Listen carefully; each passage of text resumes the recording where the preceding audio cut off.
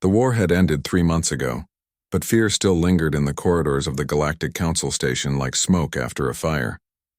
General Korvac Thren stood alone in the observation deck, his massive frame silhouetted against the stars.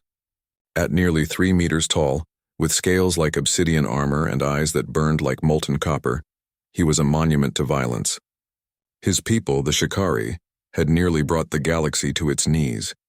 Now he was their ambassador, their peace offering, their prisoner in all but name. The other species gave him a wide berth. Mantid diplomats skittered past without meeting his gaze.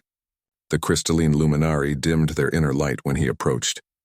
Even the proud Zenthari, warriors in their own right, found reasons to be elsewhere when General Korvac Thren walked the halls. All except one human. Arya Kellen had introduced herself on his second day aboard the station. She was small by any standard, barely reaching his chest even in her formal diplomatic attire, with dark hair pulled back and eyes the color of Earth's oceans. She'd walked right up to him in the central plaza, while every other being present found urgent business elsewhere. "General Thren," she'd said, extending her hand. "I'm Arya Kellen, Human Diplomatic Corps. Welcome to the station." He'd stared at her hand, confused by the gesture. She'd smiled and explained it was a greeting, a show of trust. He'd touched her hand carefully, terrified his clawed fingers might tear her fragile skin. Her grip was surprisingly firm. That had been the beginning. Korvac didn't understand why she kept coming back. Every morning she found him wherever he'd taken refuge from the stares and whispers. She brought him coffee, a human beverage she insisted would grow on him, though it tasted like burnt soil. She talked about trivial things, the station's recycling problems, a new restaurant that opened on the commerce level, her sister's children back on Earth. She never mentioned the war. Never asked about the 17 worlds his fleets had conquered, or the billions displaced by his campaigns. She treated him like a person, not a monster. "You don't have to do this," he told her one morning, 3 weeks into their strange routine. They sat in the observation deck, the only place he felt he could breathe. "Befriend me. Your people suffered greatly at my hands." Arya took a sip of her coffee, looking out at the stars. "My brother died at the Battle of Proxima Station," she said quietly. "He was a communications officer, 23 years old." Korvac's blood ran cold. His claws scraped against the deck plating as he tensed. "Then why—" "Because the war is over," she interrupted, turning those ocean eyes to him. "And because someone has to be first. First to forgive. First to trust. First to build the bridge." She smiled sadly. "Might as well be me." The words struck him harder than any weapon. In Shikari culture, strength was everything. Mercy was weakness. Friendship was a liability. He'd spent 50 years building his reputation as an unbreakable warrior. A general who never hesitated, never doubted. But this tiny human made him feel something he'd forgotten existed. Shame. "I do not deserve your friendship," he said. His voice rough. "Probably not," Arya agreed with surprising honesty.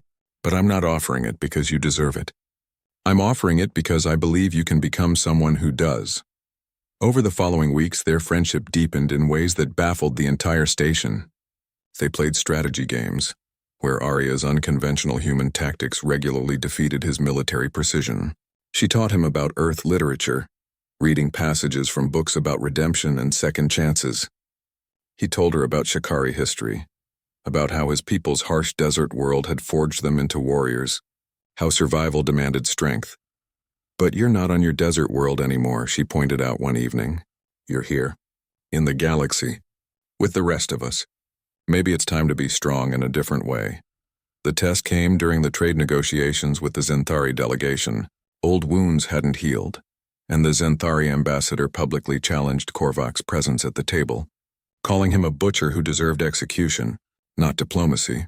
Korvac felt the old rage building, the warrior's instinct to answer insult with violence. His hand moved to where his ceremonial blade would have hung before the peace treaty. The room fell silent, waiting for bloodshed. Then he felt a small hand on his arm. Arya stood beside him, barely reaching his elbow, her touch light but grounding. She didn't say anything.